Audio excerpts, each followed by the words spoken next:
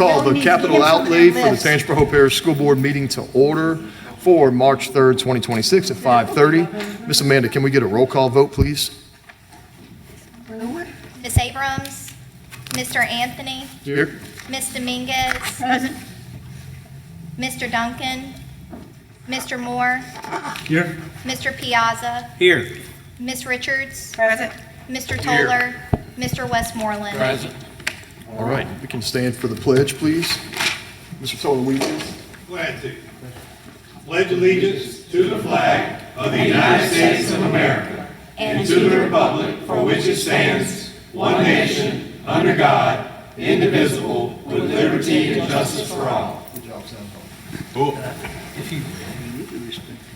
All right, item number 2, current projects. And item A, under current projects, is Phase 2 updates. It's Mr. McNeely, Can we get, or is it CSRS? Are we live yet in the back? We're good? He said we were good. Now we, All right. Can you pull up their PowerPoint?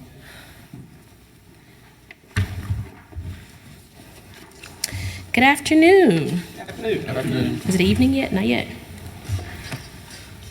right, we're ready.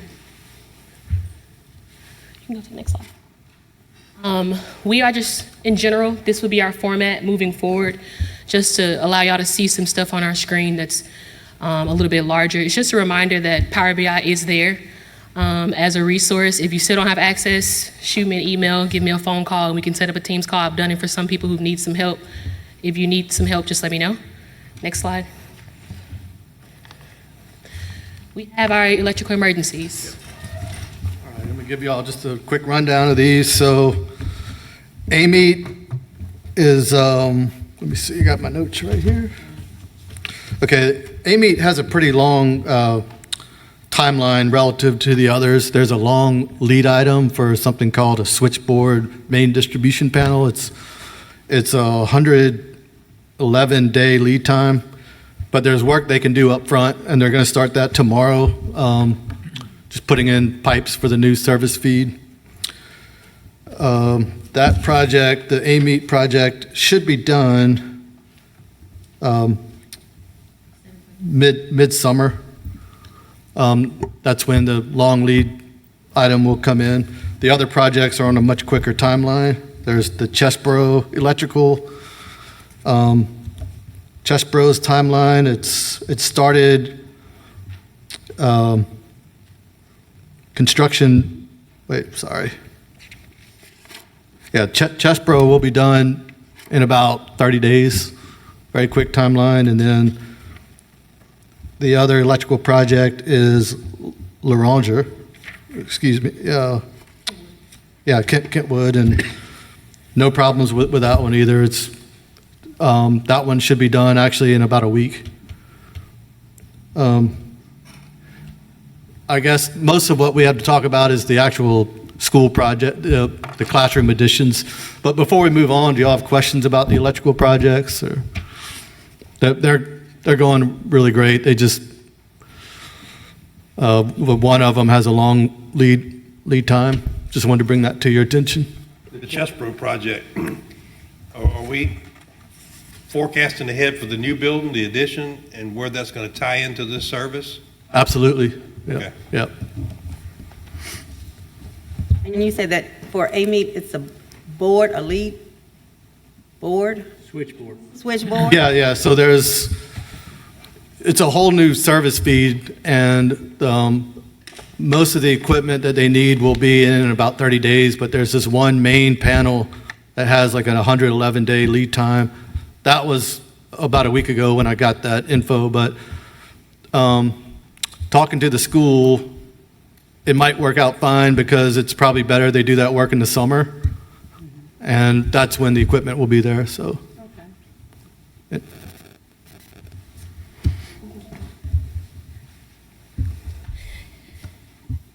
Then we have the athletic tracks. Oh, you're good. First on there is Sumner. Sumner, and I'll talk about them in tandem. They have their own slides, but Sumner and Ponchatoula are both similar as far as scope. If you can see, this is a good one to look at The items or the section that's in blue is what can be just resurfaced. If you understand what resurface is, taking that PU layer, adding it back on top, kind of getting it back to its higher performance. The areas in red, those need asphalt to be rebuilt up. What happens if you resurface a track with the asphalt not in the correct conditions?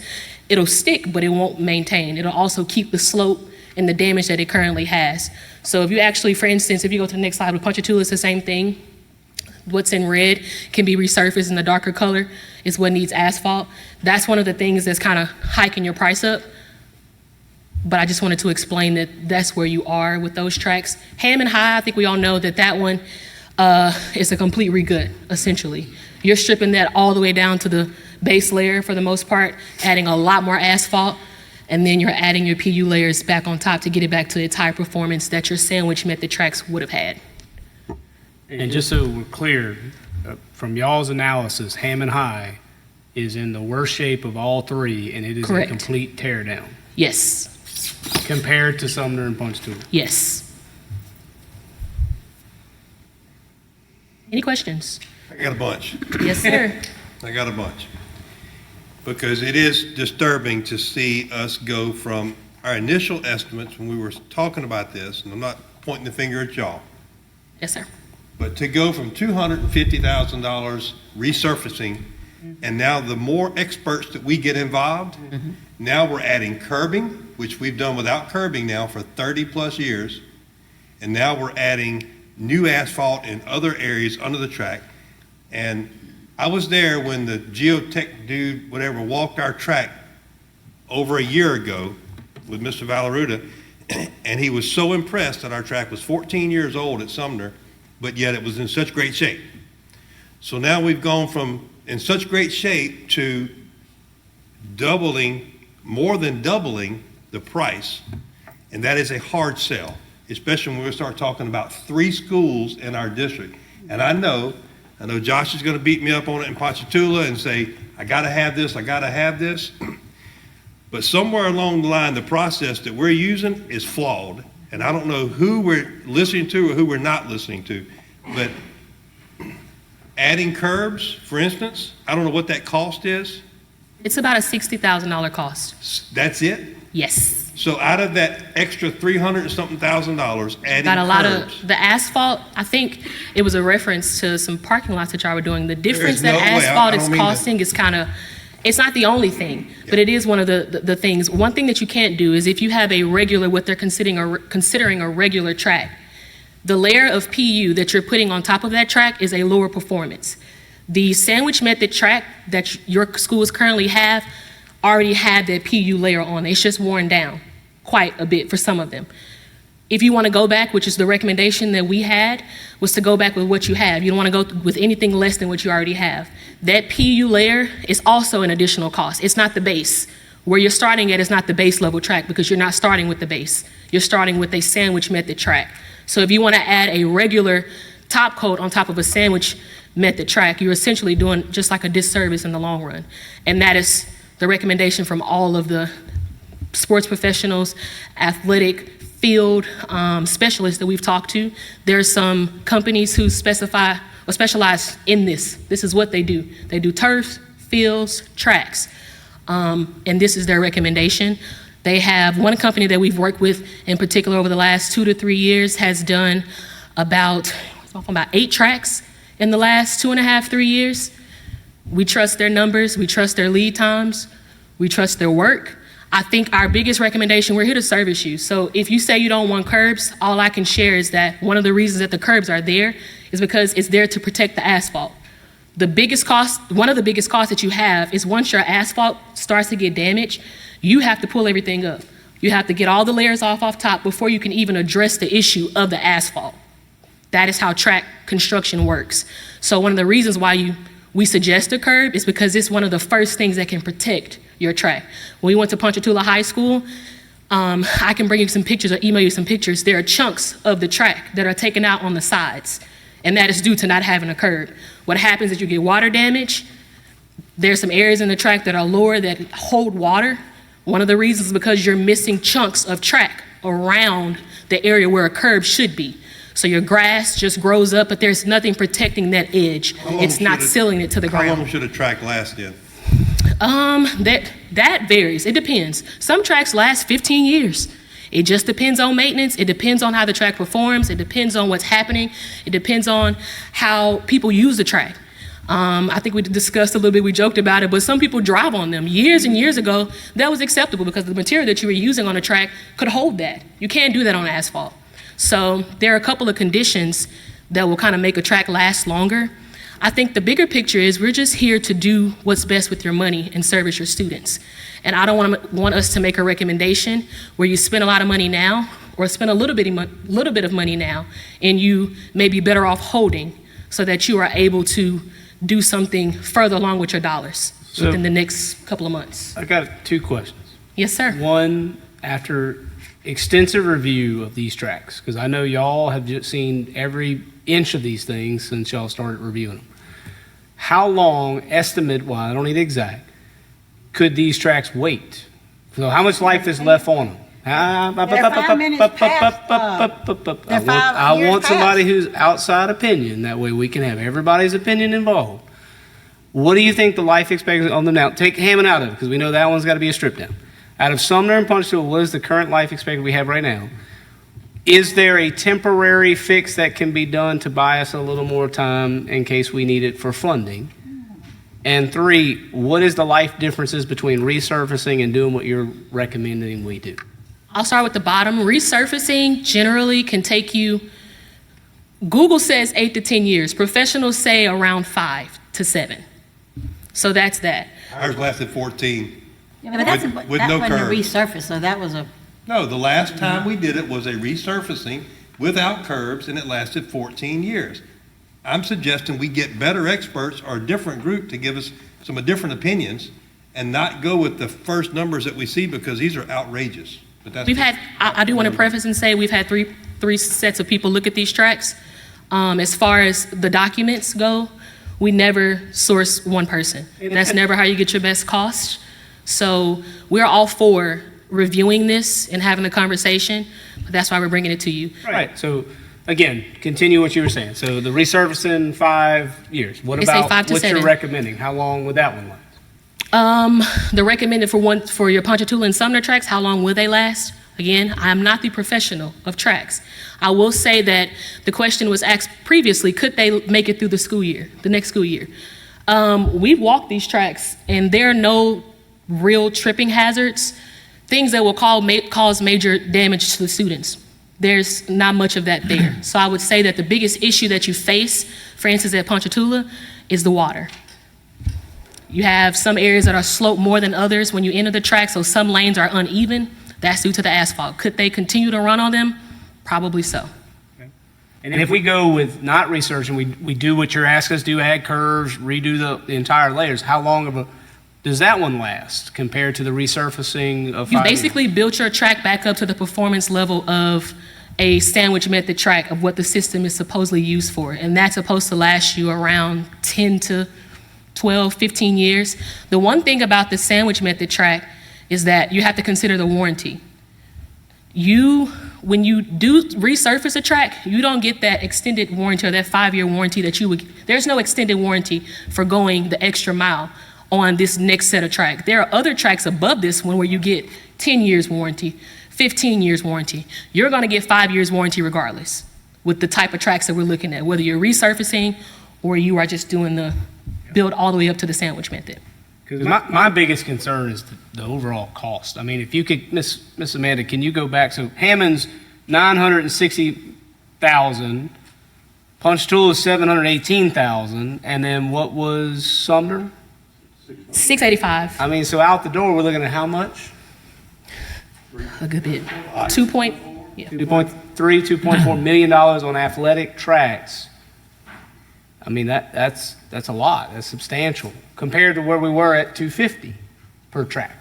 where Mr. Mingus? do we get 250 from? Rose, you don't remember coming to us with conversation that Josh had, that Coach Stuckey had, the first conversations, those were where we got the numbers from, where the experts walked the track and said, these tracks are good enough where all you need to do is resurface. You can do that for 250 to 280. That came out of your mouth in this boardroom. So don't That ask was now where the also numbers came 3 from. years ago. I don't remember that, where the number I came do. from. But I do know that Josh, coach at Ponchatoula, has been emailing for 3.5 years about the damage and the destruction of the track.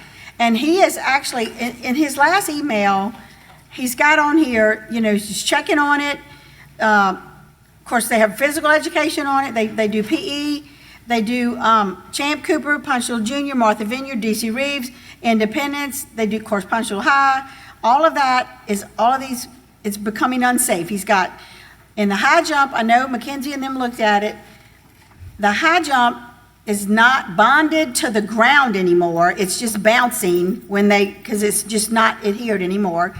And they paid for patch kits and repaired. He sent pictures of how they had to dig out holes and put a patch in it to keep it from being to be adequate in order to use it.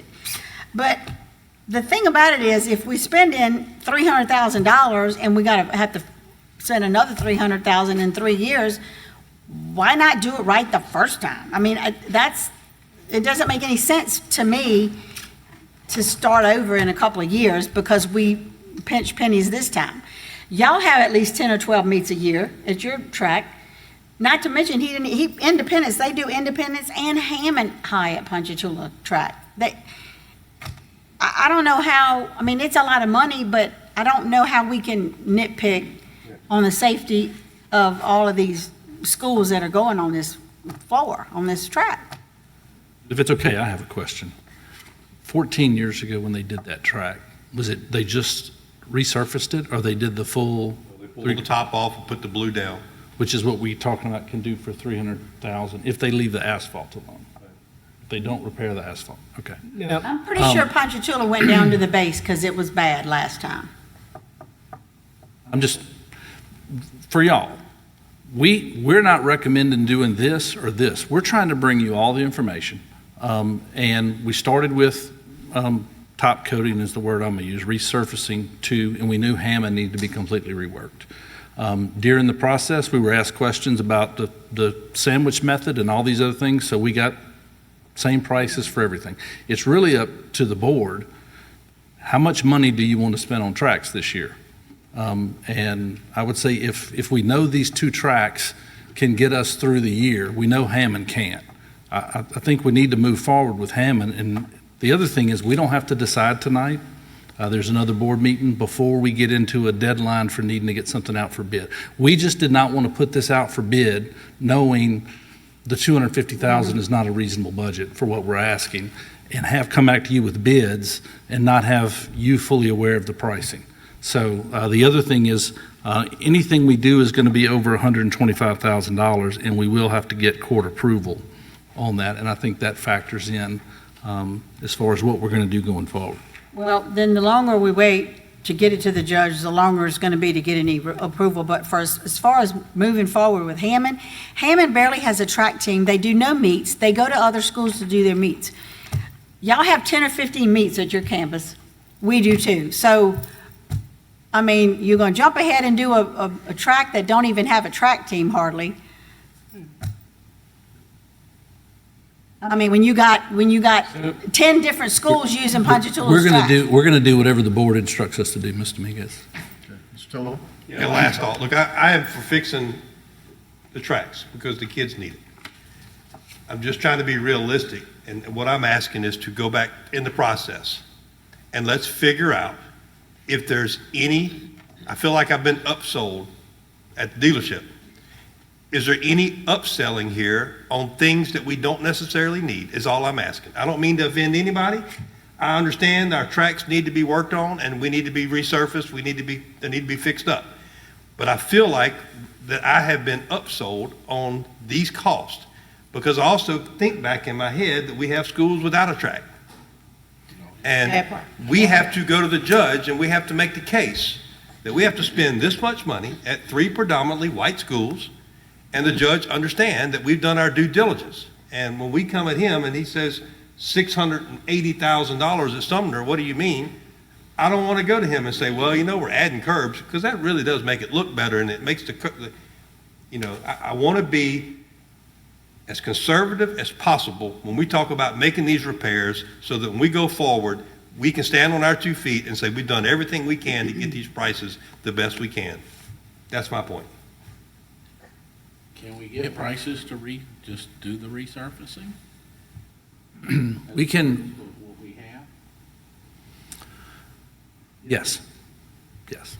We can do that. The reason I paused is I'm trying to think if it's possible if you want to get side-by-side numbers to go out for bid and have one as the base bid and have one as an alternate, that one is going to be a repair only and the other is going to be a complete, fix the asphalt, do everything that needs to be done, and then you will have the numbers in front of you to make a decision. That's all I need. And I got 2 questions too, and one's going to be Mr. Toller, because he may or may not know the answer to this.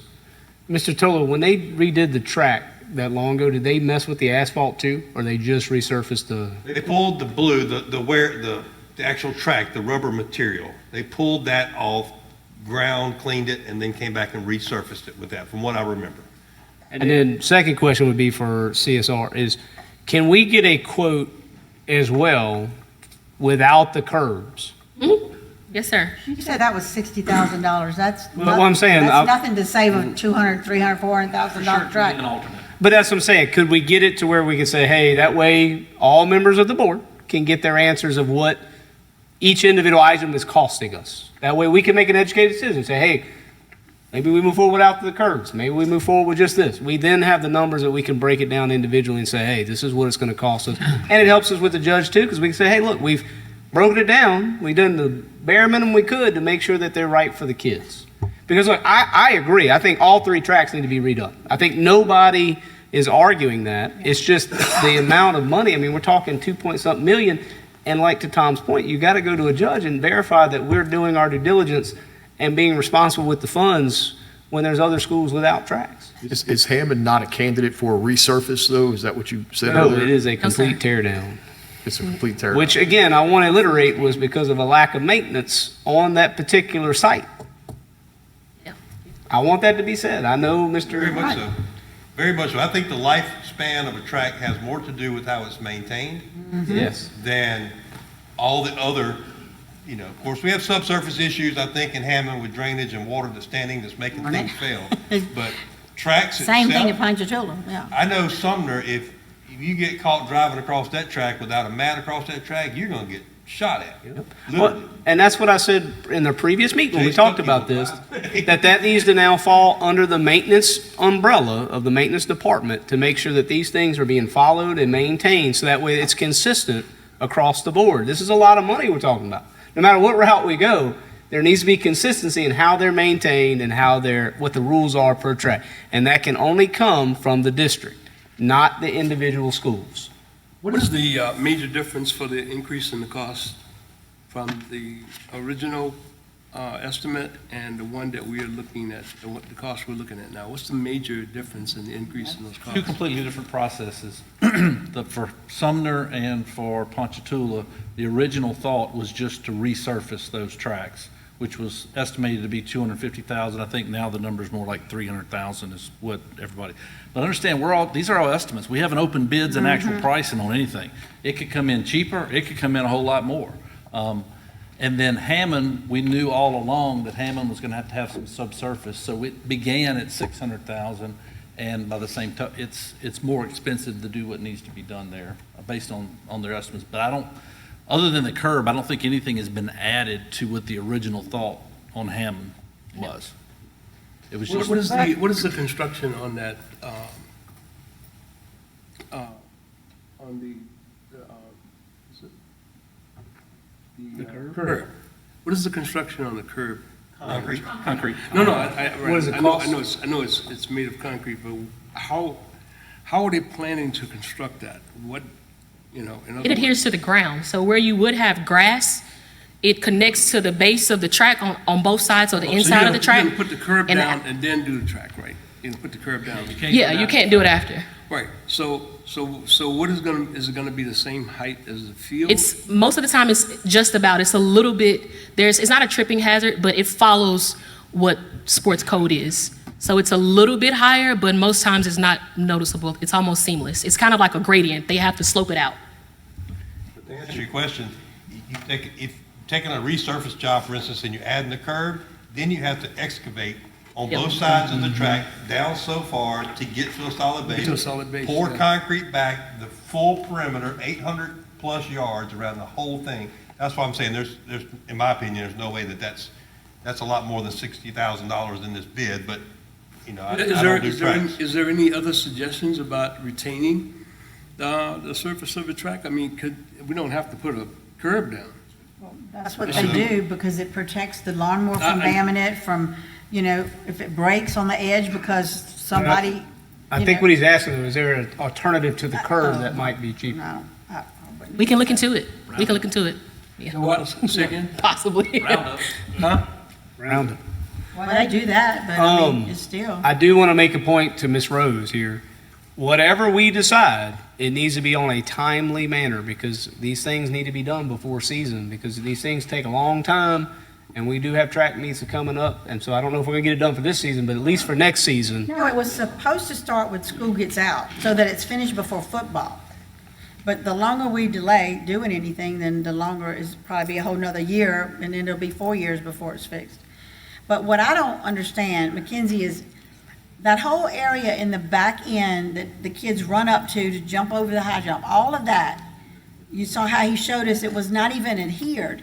Now, you can't just pour over the top of that. If it's not subbed down, then how would you fix that area without, I mean, you have to repair before you pour more stuff on top. That is correct. I'll say that condition is not the same at every school. But how could you do a part of the track and not the whole track? I But mean, the resurfacing is they do strip it back down. It's And then they resurface. They're not going to they're not going to paint over that existing surface. They're going to take that off. And then re-adhere it to the test drive. So there's no action that we need to do tonight anyway on this, is there? No action here. No, but we've gotten some direction, so what our plan is, we will come back to you at the next meeting with what we're proposing to put out for bids for y'all's approval. How's that sound? Sounds good to me. You'll have it by the 17th when we come back? Okay. We'll go to item B, the IHS Pavilion.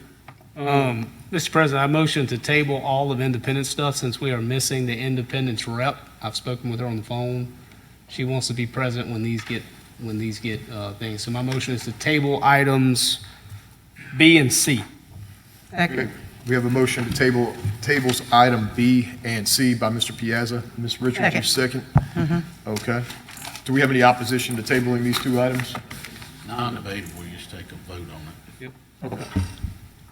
I do want to hit on, I didn't realize y'all were moving forward. I see you on it. We do have some things with phase 2 that are happening that I'll just run through really quickly, because we got some projects that are going out to bid, and I think thank you. that is one of the things that's one of the big pushes that we've been trying to get them through. Go. All right, so just very quickly, you'll see these sheets have abbreviations like DD, CD. I don't know if everyone knows what that means. Do you mind if I just very quickly go over that? So in an architectural project, the first phase is programming. In programming, you're really not concerned about what the building looks like. You just need a list of the spaces, the type of spaces. For example, 20 classrooms, an office.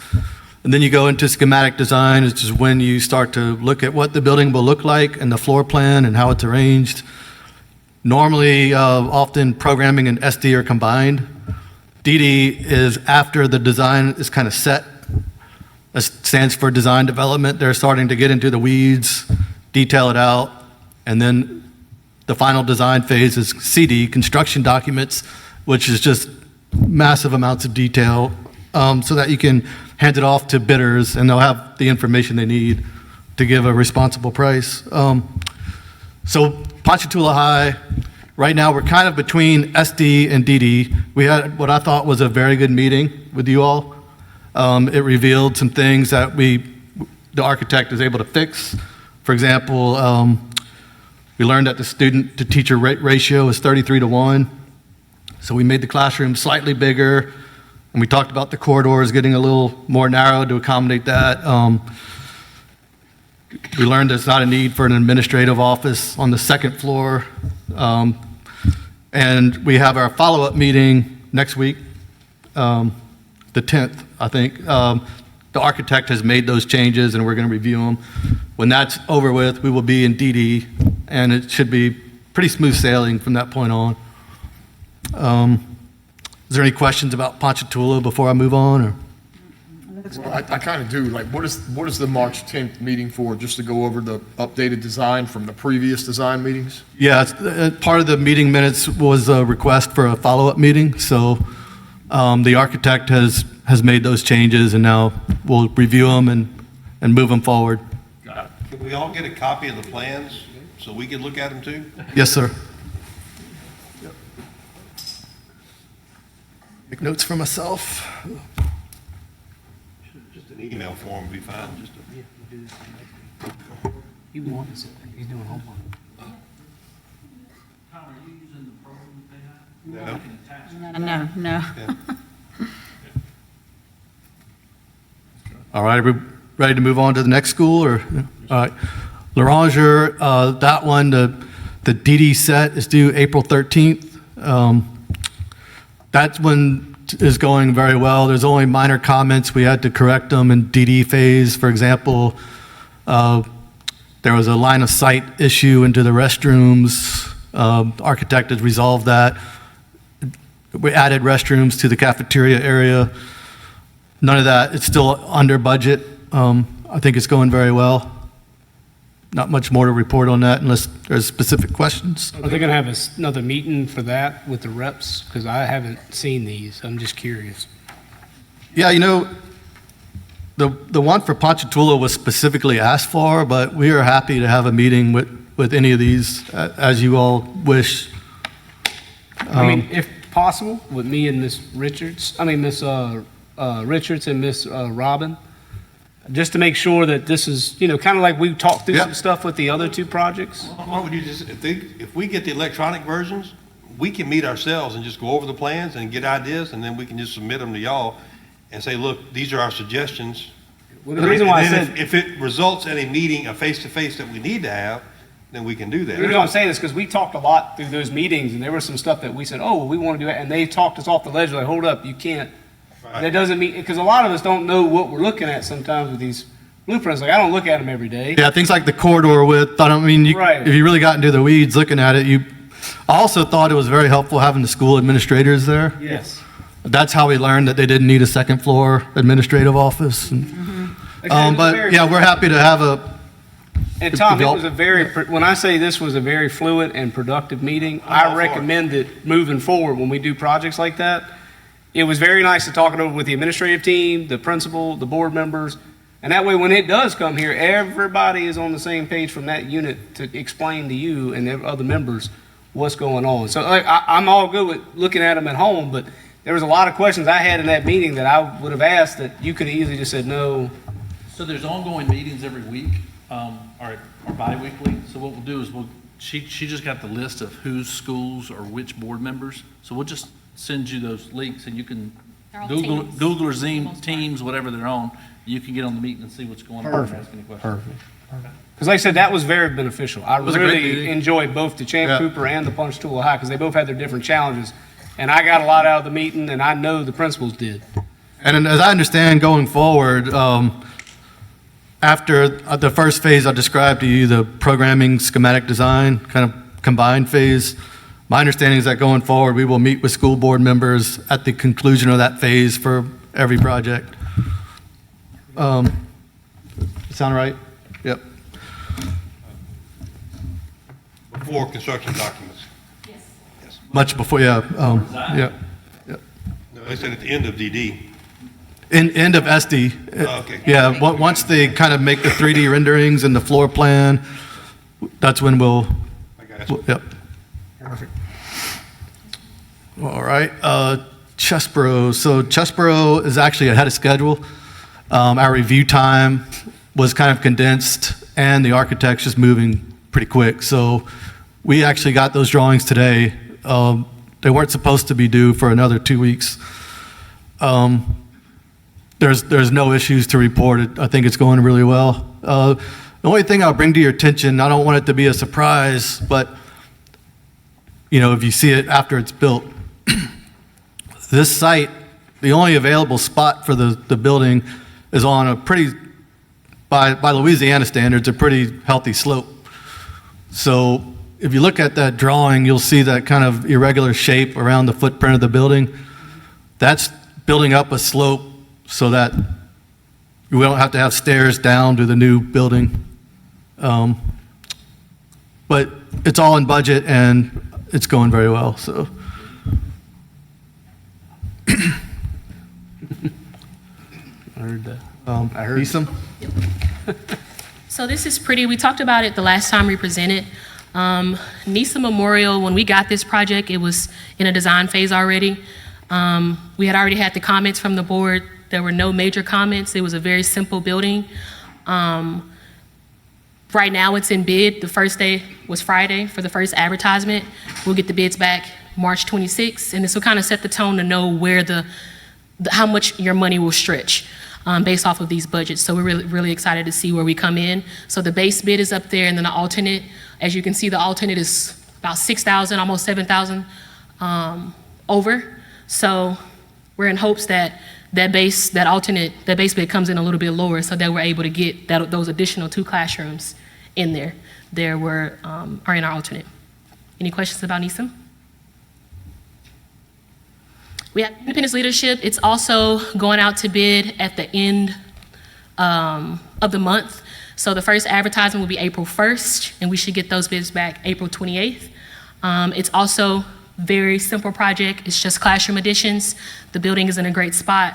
There are no site constraints. There's no sightline issues on the site. It's not impeding on any other existing buildings. It's in really good shape. The budget is in really good shape. Before we go out to bid, we're about $160,000 under. So we'll see where we land. We're in hopes that that is something that we can also keep within. Any questions? X, thank you. Do y'all tell them what your projected budget is or estimate? The architect? Yes. Well, in the bid process, do you disclose what the estimated construction cost you're thinking is? State law requires you to say what the budget is, but I think you can do it at the bid opening, before you start opening bids. I don't know if you have to put it out ahead of time. Yeah. That is I would just ask that we don't, is Okay. my point.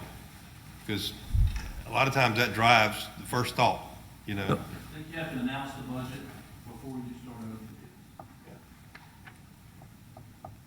bids. Which is what we've done.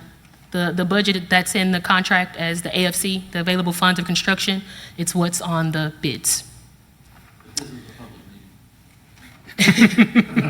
It's no different than what's there, because that's the available funds of construction.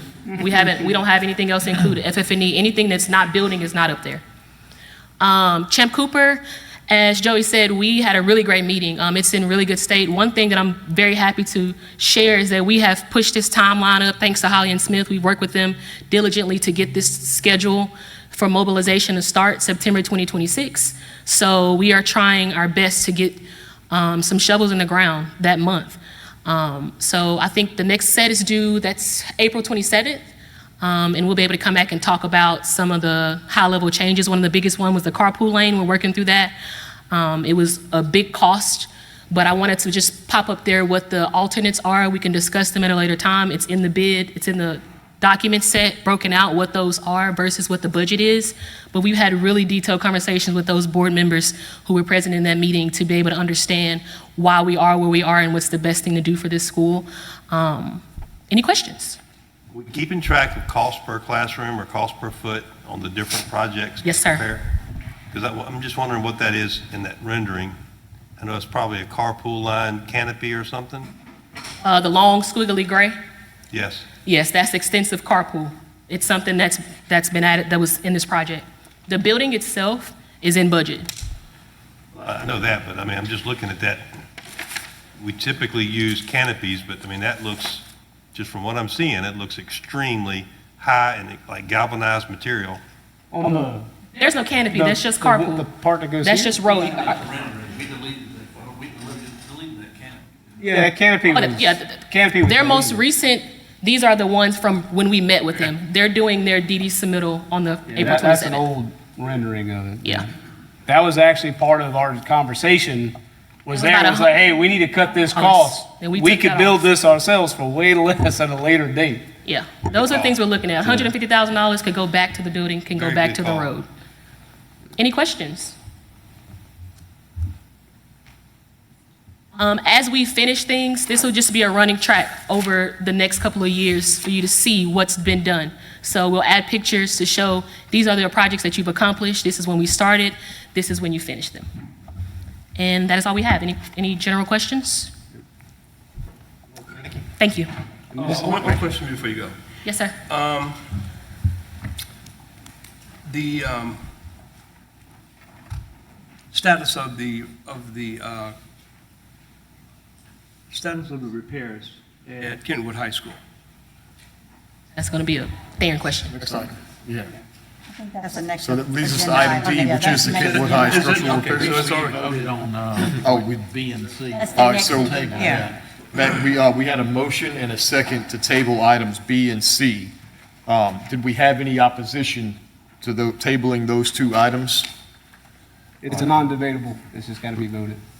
I'm sorry? It's non-debatable, it's just gotta be voted. Gotcha. So if we don't have any opposition, that's essentially our opportunity to vote. Motion carries. Thank you. Yeah. Item D, Kentwood High School structural repairs. Mr. Page, thank you. Yeah. Yeah, so that project is actually going to consist of more than just the structural repairs. We had two other projects that's been kind of just consolidated into that. So that's why I'm coming tonight to ask for a budget increase also. The life skills room, the budget for that project was set at $45,000. After getting some proper cost numbers back on that, it's roughly about $77,000 to complete that. The structural repairs is at $71,000. And I also learned this past week that our facilities side was looking to replace the VCT tiles throughout the corridors at that school. So I actually just add that into my project, so that way we don't have contractors overlapping one another throughout this whole build process. This is a project that we're looking to possibly start up over the summer. And right now, the budget will sit at $45,000 with all three, the structural repairs, the life skills renovation, and also replacing the VCT tiles throughout the corridor. The project is at about $206,000, which, let's make sure. Yeah, at about $206,000, and I'm also asking for a 10% contingency on that as well. And that wouldn't be added up front to the project. That's for later on that we'll have already budgeted in case we do run into any change orders for unforeseen work. This is just for design. Oh, I was gonna say, yeah, but if you add into that, then you have to go to the judge for that much money. This is just for design. What if we don't add this part to it? Can we just, Excuse me. Don't want to proceed with it, so. but if you don't add all of this extra to it, can you just go ahead and proceed with the part you already had? Well, the budget It's still would need to be still over 120. increased. Oh, okay, okay. The budget still need to be increased. I was only given $45,000 from when it So we started need up to- So years the ago. increase was to 77? Yeah, for one particular, so for the structural repairs portion is $71,000. The life skills room, renovating it to meet all ADA codes and other repairs that's needed, $77,000. And then adding the work from the corridor Okay, along with okay. any abatement is, Up to it's 206, actually okay. $20,000, I'm sorry, $19,000. And then just adding all the architectural fees, and along with 10% contingency, that puts us at $206,000. If you rip out the floor, is that got asbestos in it? Yes, we have to abate it, yeah, Oh, okay, But we have tiles that are popping up, so. yeah. yeah, Yeah. I'm sure. Yeah. We can't encapsulate it because it's on a subfloor, a wooden floor, so that subfloor will have to be removed also. actually, that would be an easier abatement than trying to clean that up. Yeah. Yeah, that's all they're gonna do is come through and cut it out, seal the building off, cut it out, throw it in the dumpster and send it off. That would actually be less expensive. So do we need a motion, y'all asking for, Yeah, a motion to approve us to continue design with a budget of $207,000. Make the motion? Second. All right, we have a motion by Ms. Richards and a second by Mr. Moore. We will call a vote on this one. Ms. Amanda, please. Mr. Anthony? Yes. Ms. Dominguez? Yes. Mr. Moore? Yes. Mr. Piazza? Yes. Ms. Richards? Yes. Mr. Toller? Yes. Mr. Westmoreland? Yes. Motion passes. Thank you. Thank you. All right, item 3, we have new projects. All Okay. right, no new projects. Item projects. 4, if there is no public comment, would be adjournment. Does anybody have any last-minute statements they'd like to make? Otherwise, no, meeting adjourned. Thank you.